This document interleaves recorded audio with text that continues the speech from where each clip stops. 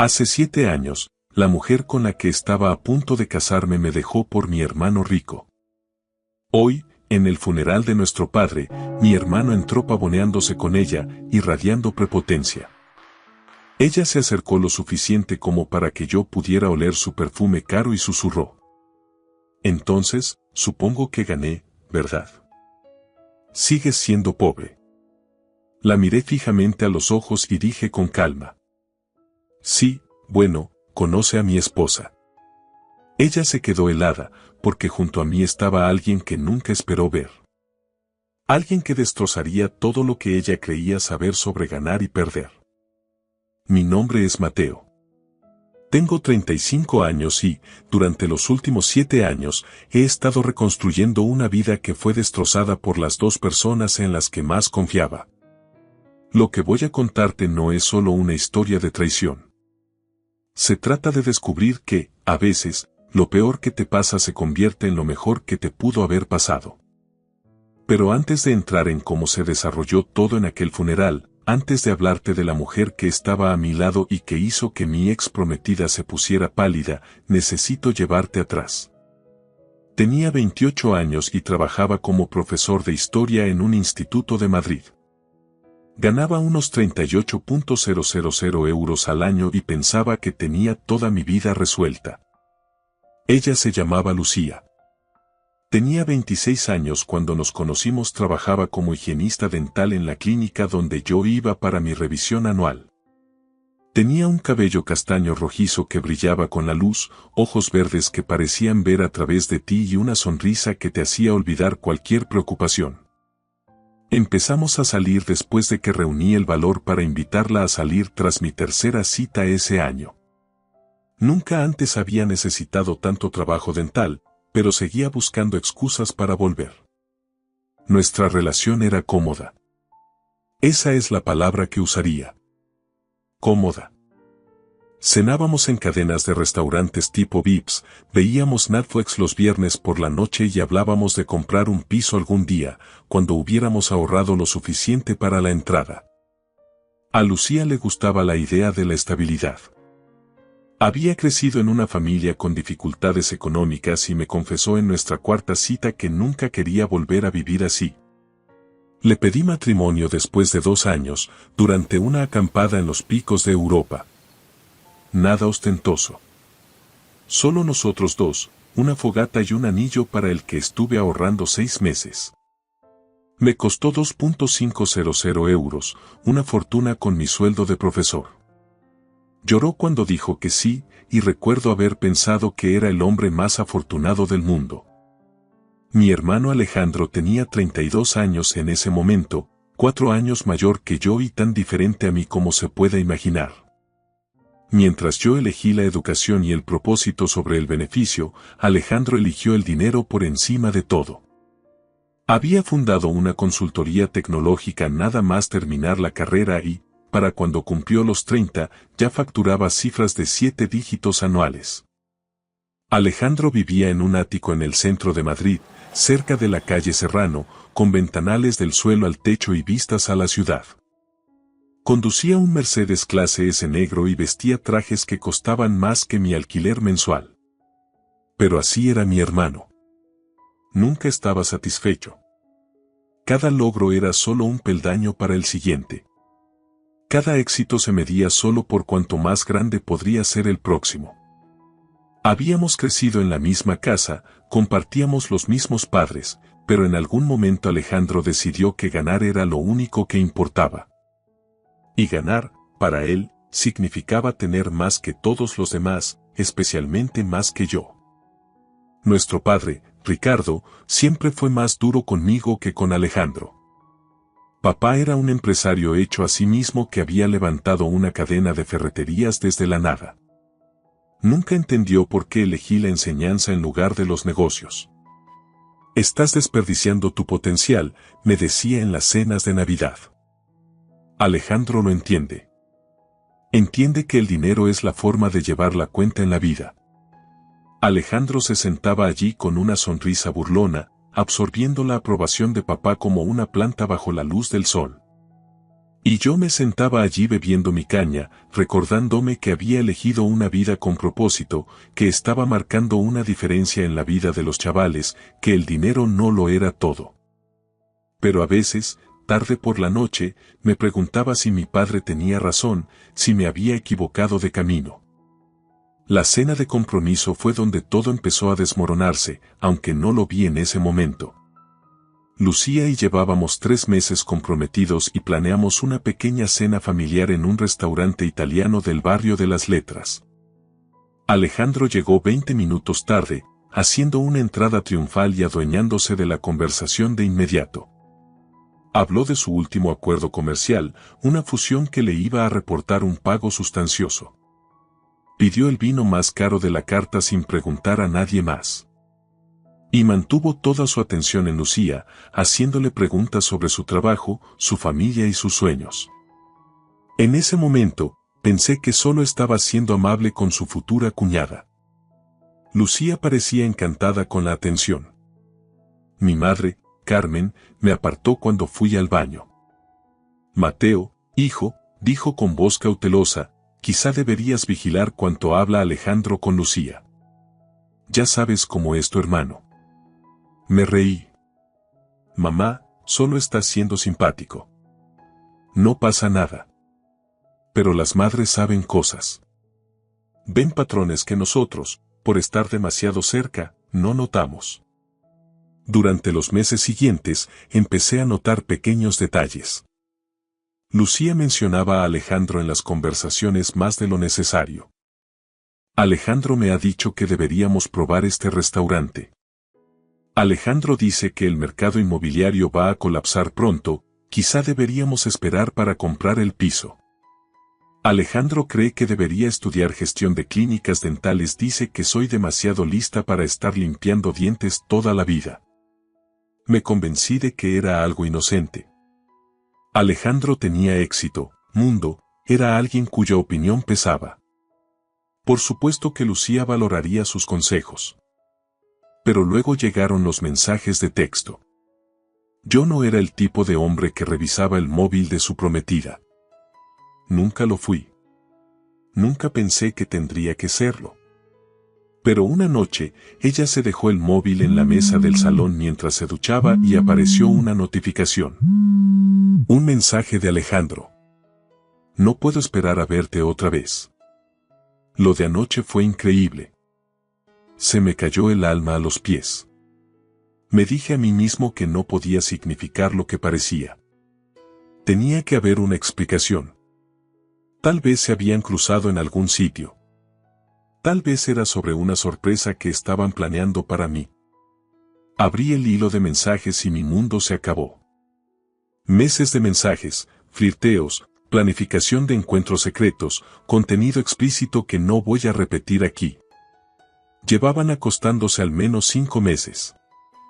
Se veían en su ático mientras yo estaba en el instituto, corrigiendo exámenes y planificando lecciones, completamente ajeno a que mi prometida me traicionaba con mi propio hermano. Los mensajes no eran solo sobre sexo. Hablaban de un futuro juntos.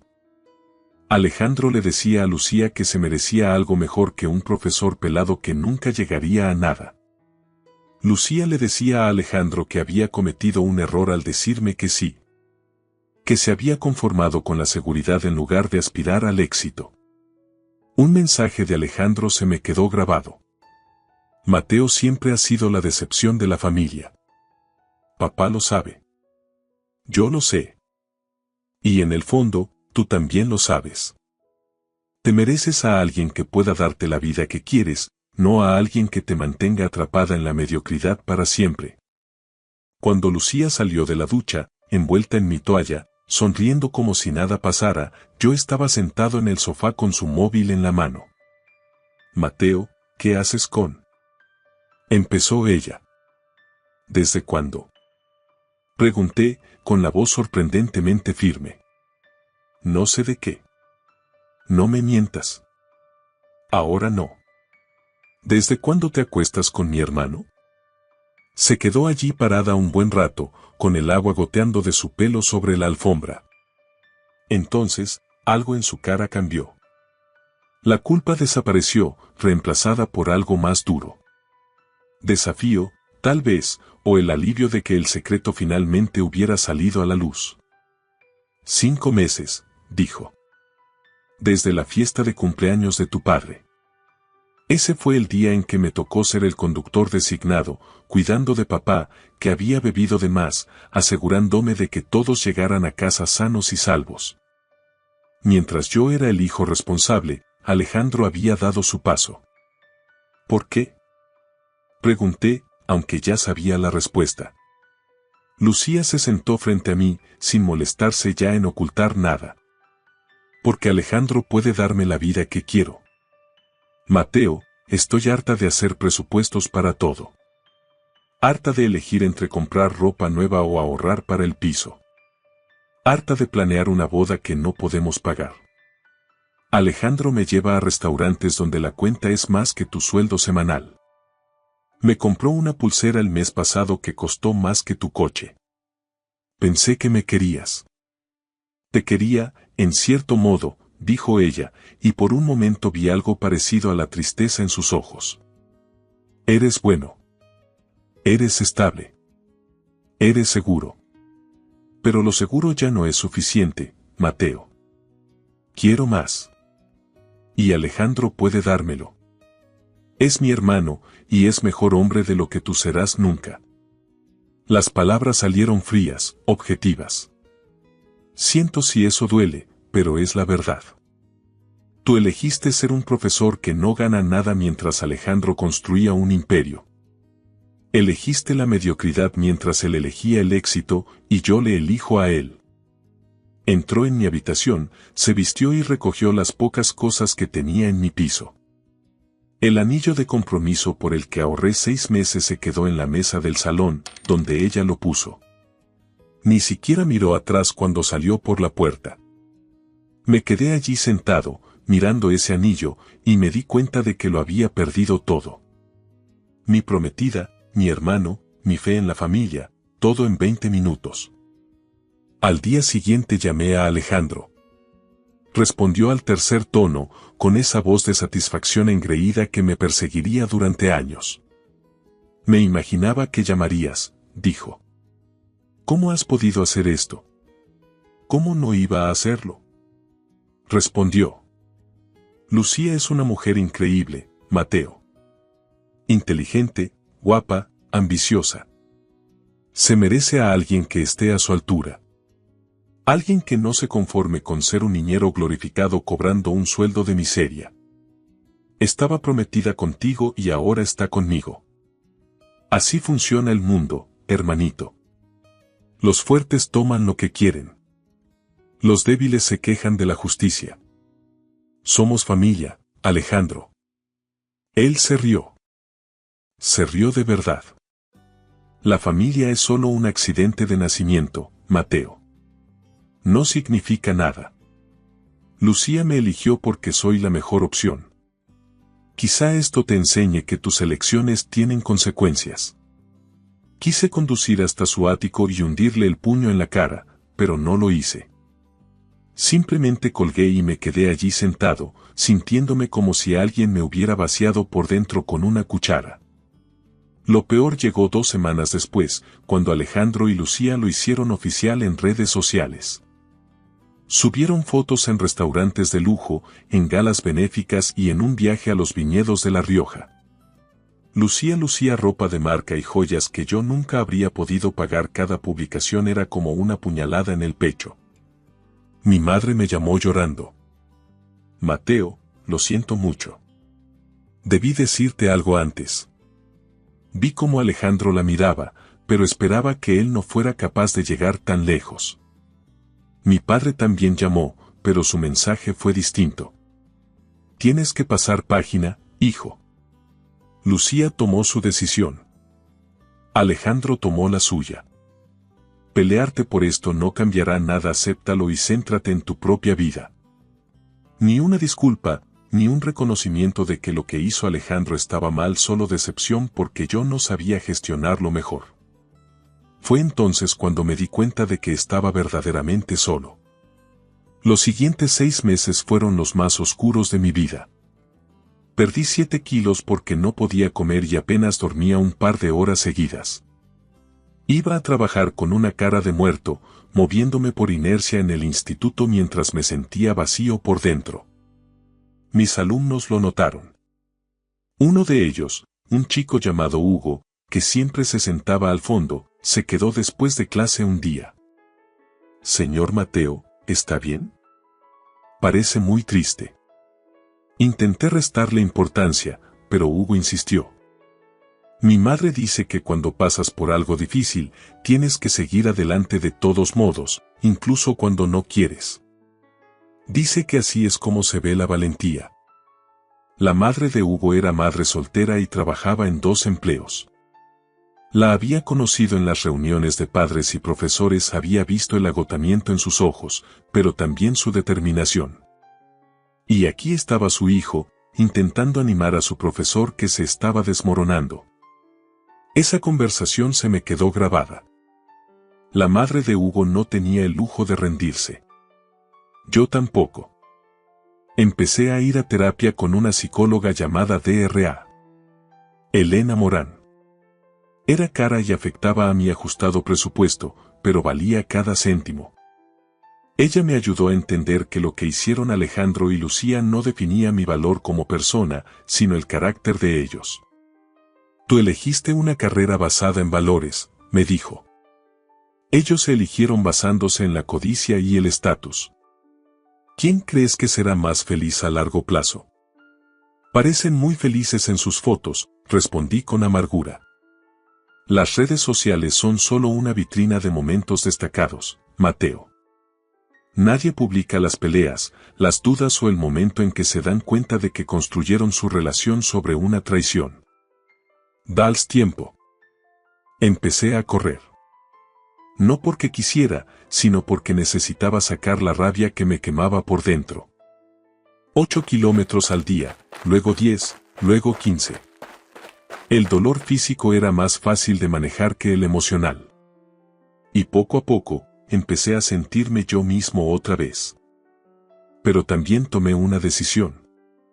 Se acabó lo de ser la decepción de la familia.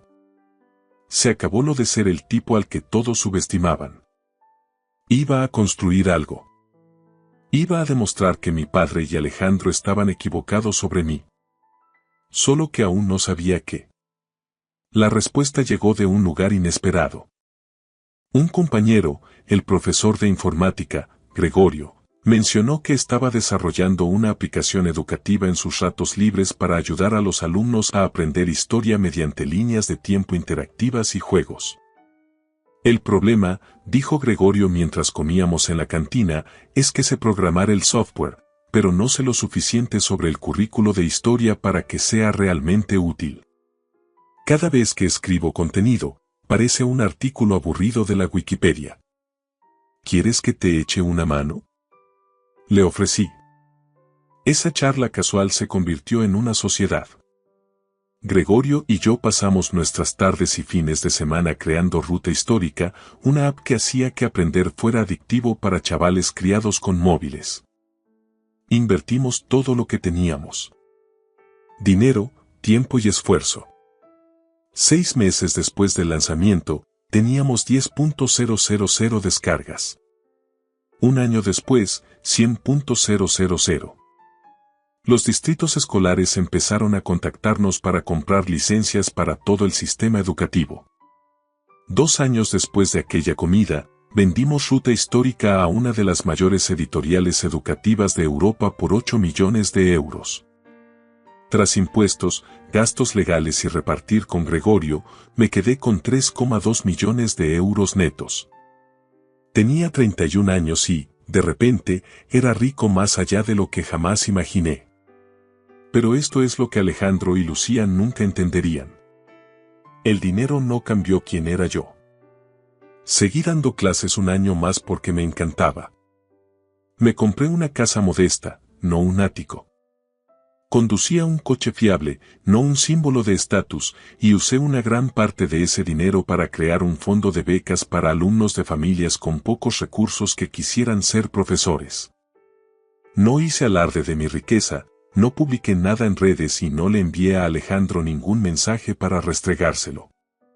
Simplemente viví mi vida con discreción y propósito, intentando superar la traición que casi me destruye. Superar aquello también significaba volver a tener citas, aunque yo era cauteloso hasta el punto de la paranoia. Con cada mujer que conocía, me preguntaba si le interesaba yo o lo que podía ofrecerle. Eso dificultaba las relaciones, siempre buscando segundas intenciones, siempre esperando otra traición. Entonces conocí a Sara Chen en un congreso de profesores en Barcelona. Era una profesora de educación especial de Valencia, apasionada por la educación inclusiva y con un sentido del humor seco que me pilló por sorpresa. Hablamos durante 3 horas con café de máquina del centro de convenciones y no mencioné mi situación financiera ni una sola vez. Sara era diferente a Lucía en todo lo que importaba. Mientras Lucía se centraba en las apariencias y el estatus, Sara se preocupaba por la esencia y el impacto. Conducía un Honda Civic de 10 años y no se disculpaba por ello.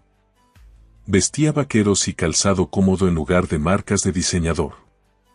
Y cuando hablaba de sus alumnos, su rostro se iluminaba con amor genuino.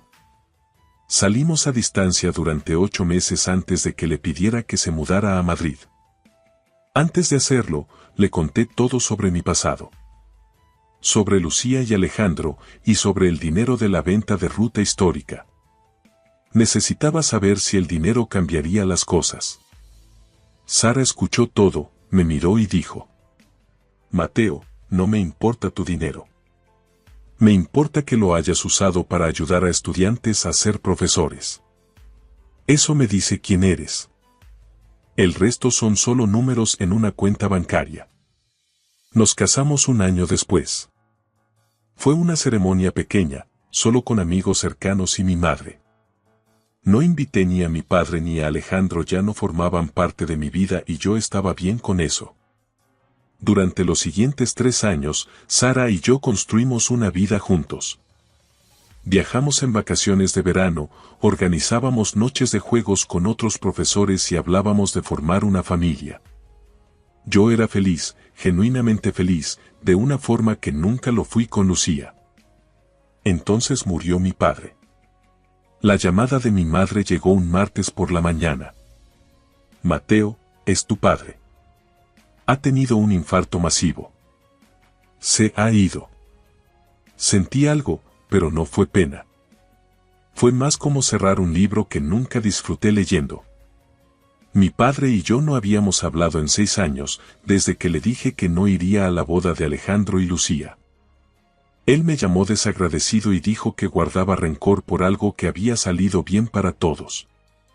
Habrá un funeral, Mateo, dijo mamá. Sé que las cosas han sido difíciles, pero te necesito allí. Por favor, hazlo por mí. Miré a Sara, que me observaba con preocupación. Estaremos allí, le dije a mamá.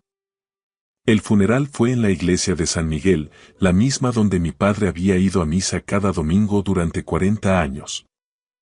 Llevaba un traje oscuro y me quedé al fondo con Sara, viendo a la gente entrar. Socios, empleados de sus ferreterías, vecinos y amigos. Entonces entraron Alejandro y Lucía. Habían pasado 7 años desde la última vez que los vi en persona. Alejandro parecía mayor, con canas y arrugas que antes no estaban. Llevaba un traje que probablemente costaba 4.500 euros, pero algo en él parecía disminuido, como si se esforzara demasiado por parecer exitoso. Lucía iba de su brazo, con un vestido negro que gritaba caro. Había envejecido bien, seguía siendo guapa, pero había algo duro en su rostro ahora. Nos vieron allí parados con Sara. La cara de Alejandro se volvió neutral, los ojos de Lucía se abrieron un poco y luego se entrecerraron mientras analizaba a Sara, procesando lo que significaba su presencia. Después del servicio, la gente se reunió en el salón parroquial para tomar café. Yo estaba con Sara escuchando historias de un antiguo socio de mi padre cuando Alejandro se acercó. Mateo, dijo, tendiendo la mano como si fuéramos conocidos de negocios. Gracias por venir. Miré su mano un buen rato antes de estrecharla brevemente. Mamá me pidió que estuviera aquí. Ya, la sonrisa de Alejandro fue forzada. Esto es incómodo. ¿Lo es? Pregunté. No lo había notado. Lucía apareció al lado de Alejandro y vi sus ojos evaluando a Sara con el cálculo de un joyero examinando el trabajo de la competencia. Mateo, dijo Lucía con voz empalagosa. Ha pasado tanto tiempo. No el suficiente, respondí con calma. Ella se rió como si fuera un chiste. Sigues resentido, ya veo, después de todos estos años. Sara me apretó la mano suavemente, un recordatorio para mantener la calma. No estoy resentido, dije. Estoy agradecido. Me hicisteis un favor. La sonrisa de Lucía flaqueó. ¿Un favor? Me mostraste quién eras realmente antes de que cometiera el error de casarme contigo. Eso vale más que cualquier anillo. Alejandro dio un paso al frente en modo protector. Vamos, Mateo. Estamos en el funeral de nuestro padre. ¿No podemos ser civilizados? Estoy siendo civilizado, dije. Lo civilizado sería ignoraros por completo. Lo que me hicisteis no fue civilizado, Alejandro. Fue crueldad calculada, pero he pasado página. Claramente, dijo Lucía con sarcasmo mirando a Sara. Aunque, debo decir, esperaba que terminaras con alguien un poco más. Impresionante. Fue entonces cuando Sara habló, con voz firme. ¿Impresionante en qué sentido? ¿Moralmente? ¿Profesionalmente? Porque estoy bastante segura de que te supero en ambos aspectos. Lucía se puso roja. Perdona. Me has oído, continuó Sara. No te conozco y, sinceramente, no quiero. Pero sé lo que le hiciste a mi marido hace 7 años y sé que las personas que construyen sus relaciones sobre la traición rara vez terminan siendo felices. Oh, somos muy felices, soltó Lucía demasiado rápido. El negocio de Alejandro va de maravilla. Tenemos todo lo que podríamos desear. Excepto integridad, sentenció Sara. Alejandro tensó la mandíbula. No sabes nada de nosotros. Sé lo suficiente, replicó Sara. Sé que eres el tipo de hombre que roba a su propio hermano. Eso me dice todo lo que necesito saber sobre tu carácter. Fue entonces cuando Lucía se inclinó lo suficiente como para que yo pudiera oler su perfume caro y susurró. Entonces, supongo que gané, ¿verdad? Sigues siendo solo un profesor y nosotros vivimos la vida que tú nunca podrías darle. La miré y vi algo que se me había escapado hace 7 años. Desesperación. Necesitaba que yo creyera que ella había ganado porque, en el fondo, no estaba segura de haberlo hecho. Sí, dije con calma. Bueno, conoce a mi esposa. Lucía se quedó helada, sus ojos iban de Sara a mí, la confusión reemplazando su arrogancia. Mi esposa Sara, continué, que me quiere por quien soy, no por lo que puedo comprarle. Mi esposa, que me eligió cuando pensaba que solo era un profesor con sueldo de profesor. Mi esposa, a la que no le importó cuando le hablé del dinero, porque el dinero nunca fue lo que le importaba. La cara de Alejandro se quedó en blanco. ¿Qué dinero? El dinero de la venta de mi empresa de software educativo hace 3 años, dije. Ya sabes, la que construí desde la nada mientras tú estabas ocupado robándome a mi prometida. La que se vendió por 8 millones.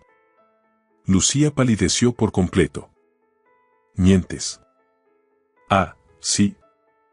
Pregúntale a Gregorio o mira las noticias de negocios de hace 3 años.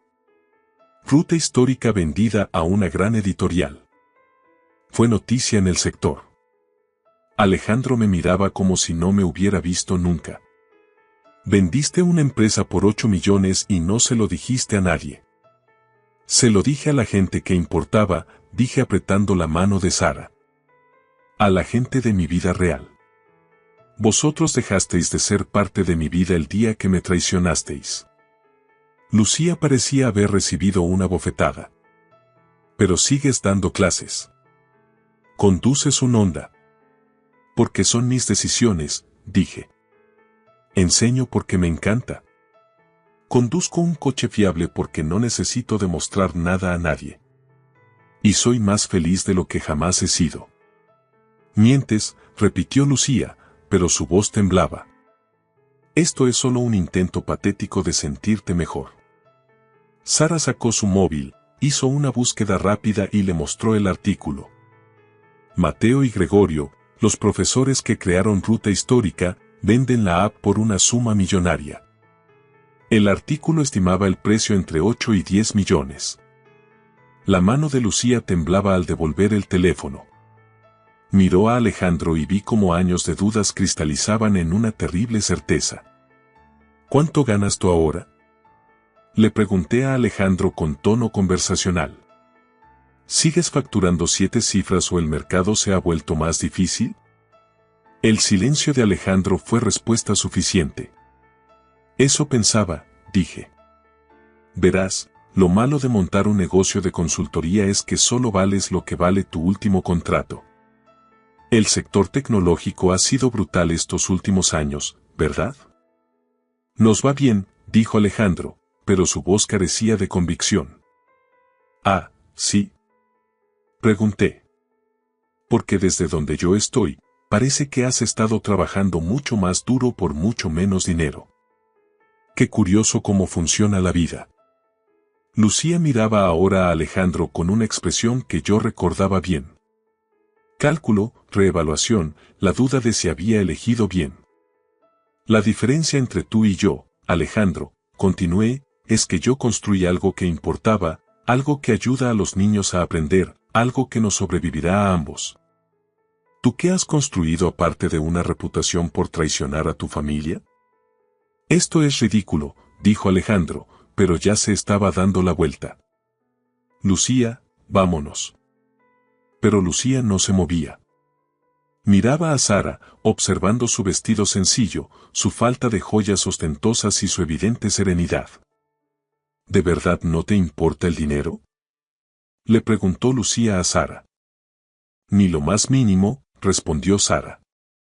Me importa que Mateo creara un fondo de becas con una gran parte de ese dinero. Me importa que siga yendo a trabajar cada día porque ama la enseñanza. Me importa que sea amable y honesto y que no mida su valor por su cuenta bancaria. El dinero es solo un extra. Lucía me miró por última vez y vi cómo algo se rompía tras sus ojos. 7 años diciéndose a sí misma que había elegido bien, que había ganado, que dejarme por Alejandro fue la jugada inteligente. Y en una conversación, todo eso se derrumbó. Espero que seas feliz, dijo en voz baja. Y por primera vez, no sonó como un insulto, sonó como una súplica. Lo soy, dije con honestidad. De verdad lo soy. Alejandro agarró del brazo a Lucía y prácticamente la arrastró hacia la salida. Mientras se iban, la oí decirle algo con voz afilada y llena de reproche. Él respondió con enfado y a la defensiva. La fachada de la pareja perfecta se estaba agrietando, y ni siquiera me alegré de verlo. Mi madre apareció a mi lado, habiendo observado todo desde el otro lado de la sala. Eso ha sido intenso, susurró. Han sido 7 años de espera, respondí. Tu padre habría estado orgulloso, dijo mamá. No de Alejandro, sino de ti. Estaba equivocado contigo, Mateo. Creo que lo supo al final, pero era demasiado testarudo para admitirlo. Miré alrededor del salón parroquial a la gente despidiéndose de mi padre y me di cuenta de que yo ya me había despedido hacía años. Cuando él eligió el éxito de Alejandro sobre mi dignidad, cuando dejó claro que el dinero importaba más que el carácter.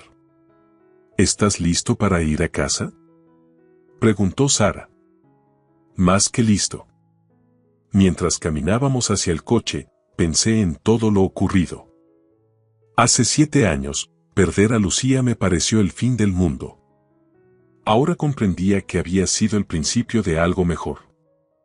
Alejandro se llevó a Lucía pensando que ganaba una competición, pero lo único que hizo fue salvarme de un matrimonio que nos habría envenenado lentamente a ambos. Lucía quería a alguien que le comprara cosas, Alejandro quería un trofeo para demostrar su superioridad. Se merecían el uno al otro. Yo encontré a alguien que me veía de verdad y amaba lo que veía. Alguien que me eligió cuando solo era un profesor y no cambió al saber que era rico. Alguien que valoraba lo mismo que yo, que me hacía reír y que me hacía querer ser mejor. Eso no es ganar ni perder, eso es, finalmente, encontrar a la persona adecuada. 6 meses después del funeral, recibí una llamada de mi madre. Mateo, pensé que deberías saberlo. Alejandro y Lucía se están divorciando. Siento oír eso, dije, y lo decía en serio. No porque quisiera que fueran felices juntos, sino porque el divorcio es doloroso para cualquiera. Lucía lo dejó, continuó mamá. Al parecer, tenía una aventura con uno de los socios de Alejandro, alguien más rico. Alejandro está destrozado. Pensé en eso un momento. Lucía haciéndole a Alejandro exactamente lo mismo que me hizo a mí. La simetría era casi poética. ¿Cómo se lo está tomando Alejandro?, pregunté. Mal. Me llamó anoche llorando. Dijo que no entendía cómo Lucía podía hacerle esto después de todo lo que le había dado. Me reí. No pude evitarlo. Lo dice totalmente en serio, añadió mamá. Intenté señalarle la ironía, pero no quiso escuchar. Me ha preguntado si estarías dispuesto a hablar con él. Dile que espero que encuentre a alguien que le quiera por quien es, no por lo que puede ofrecer. Y dile que ese es el único consejo que estoy dispuesto a darle. Mamá guardó silencio un momento. Realmente has pasado página, ¿verdad? Sí, dije, mirando al otro lado de la sala donde Sara corregía exámenes en la mesa de la cocina, totalmente absorta en su trabajo. Resulta que la mejor venganza es simplemente vivir bien. Eso fue hace 2 años. Sara y yo ahora tenemos una hija, Emma, que tiene 14 meses, la determinación de su madre y, al parecer, mi testarudez. Seguimos enseñando, seguimos viviendo en nuestra casa modesta y seguimos conduciendo coches fiables. Veo a mi madre con regularidad, ella es parte de la vida de Emma, una abuela cariñosa que por fin entiende que el éxito no se mide en euros. No he vuelto a hablar con Alejandro desde el funeral, lo último que supe es que trabaja como consultor para la firma de otro, intentando reconstruir su reputación. Lucía va por su 3er matrimonio, aún persiguiendo la riqueza, aún convencida de que el próximo hombre rico finalmente la hará feliz. El fondo de becas que establecí ya ha enviado a 2 estudiantes a la universidad para ser profesores. 3 de ellos ya se han graduado y enseñan en comunidades desfavorecidas. Eso me importa más que cualquier cantidad de dinero en mi cuenta. A veces me preguntan si pienso en cómo habría sido mi vida si Lucía no me hubiera dejado por Alejandro. Y la verdad es que sí lo pienso. Pienso en que estaría casado con alguien que me veía como un medio para un fin en lugar de como un compañero. Pienso en que no habría conocido a Sara, ni tendría a Emma, ni habría construido algo que realmente importa. Lo que Alejandro y Lucía me hicieron fue una de las cosas más crueles que se pueden hacer a otra persona. Traicionaron mi confianza, destruyeron mi familia y casi me rompen por completo. Pero también me liberaron para convertirme en quien debía ser.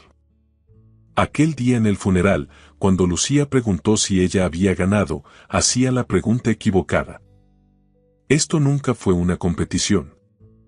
Eran 2 personas tomando decisiones sobre qué tipo de vida querían vivir y qué tipo de persona querían ser.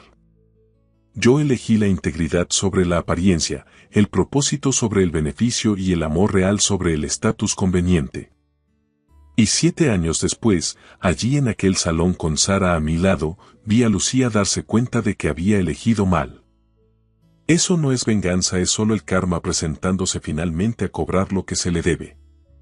Lo mejor es que no tuve que hacer nada excepto vivir mi vida, ser honesto, trabajar duro y amar a quienes lo merecían.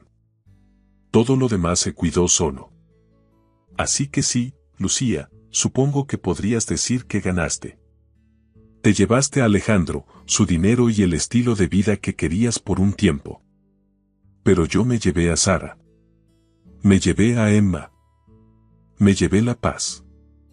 Conseguí construir algo significativo.